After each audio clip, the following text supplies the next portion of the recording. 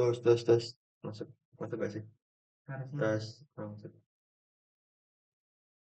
Bukan ya? Pakai bukan. pakai pembukaan opening nama-nama nama-nama.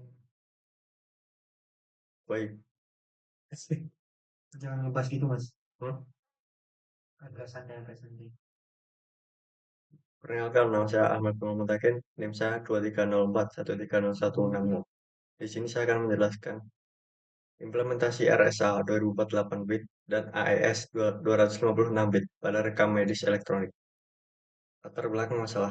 Yang pertama, rekam medis kertas, kelemahan keamanan fisik dan rentan rusak atau hilang. Yang kedua, membutuhkan ruang penyimpanan yang besar. Terakhir, proses pencarian dan pengambilan informasi sulit. Rekam medis elektronik atau EHR. Yang pertama, meningkatkan efisiensi layanan kesehatan, memudahkan akses informasi pasien untuk keputusan klinis. Tantangannya adalah membutuhkan jaminan keamanan data. Perumusan masalah dan tujuan. Yang pertama, ancaman cybercrime. Bagaimana mencegah pencurian data, modifikasi ilegal, dan akses tidak sah pada data medis yang sangat sensitif. Pilar keamanan. Implementasi harus menjamin confidentiality, integrity, authentication, dan non-repudiation secara bersamaan. Terakhir, hak akses. Memastikan hanya pihak berwenang, yaitu dokter dan perawat yang dapat mengakses dan memvalidasi catatan medis. Metode yang pertama, kriptografi hibrida. 1. RSA 2048 bit. Asimetris. Digunakan untuk mekanisme tanda tangan digital. Algoritma ini dipilih karena komputasinya yang relatif cepat dibandingkan ECDSA atau DSA untuk verifikasi autentikasi. Yang kedua, AES 256 bit. Digunakan untuk enkripsi dokumen rekam medis standar NIST yang menjamin kerahasiaan data dengan kunci acak yang kuat. Ketiga, SHA 256 atau hashing. Digunakan untuk menjaga integritas data, memastikan dokumen tidak berubah selama transmisi. Desain sistem aplikasi.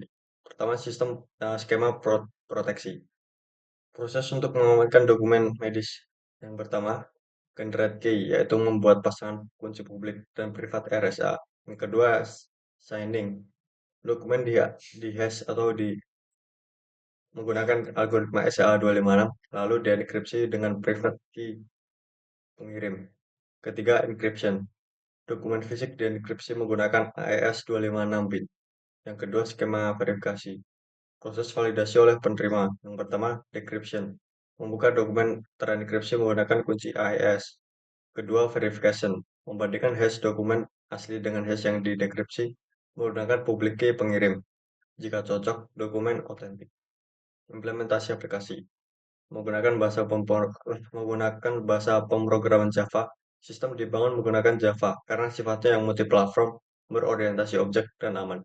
Fitur utamanya adalah pertama, login, yaitu autentikasi pengguna awal. Yang kedua, generate RSA key, pembuatan kunci secara lokal.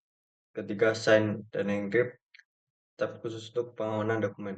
Kemudian verify, tab untuk pengecekan keaslian dokumen yang diterima.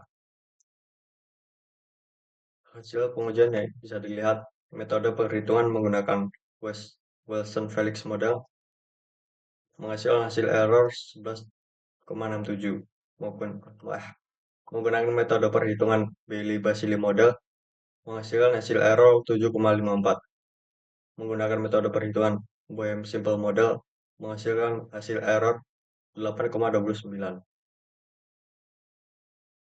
Poin penting, nilai error density berada di rentang 7,54 hingga 11,67. Menurut standar Steve McConnell, rentang 0 sampai 40 per KLOC adalah wajar, maka kualitas software dinilai baik. Kesimpulan, yaitu keamanan terjamin. Implementasi gabungan RSA 2048 bit dan AES 256 bit pada aplikasi SEHR terbukti berhasil mencegah pencurian arsip dan akses tidak sah. Kemudian pada kualitas perangkat lunak, pengujian black box menunjukkan fungsionalitas 100% sesuai. Pengujian white box menunjukkan struktur kode memenuhi standar kualitas pengembangan perangkat lunak yang baik. Sekian, terima kasih.